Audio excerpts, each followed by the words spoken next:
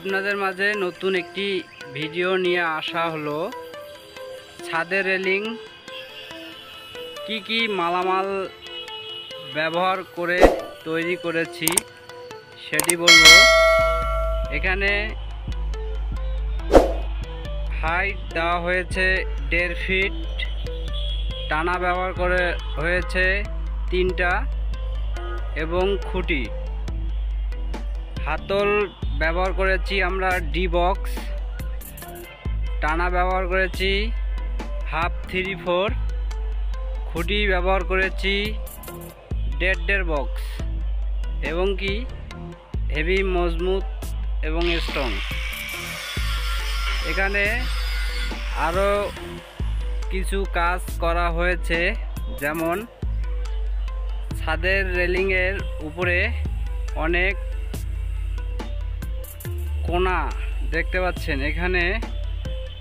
এখানে যদি কোনো সময় এখানে অনুষ্ঠান হয় এবং কি কোনো ডেকোরেটর সাজায় ছাদের উপরে,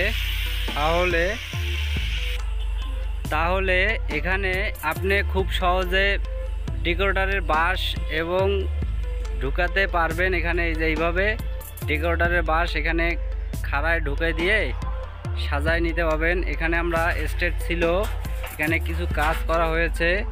এখানে দেখুন, এখানে ডিগ্রি করে দেওয়া হয়েছে প্রায় প্রতিটা জায়গায় জায়গায়। এখানে 3 ইঞ্চি পাইপ দেওয়া হয়েছে।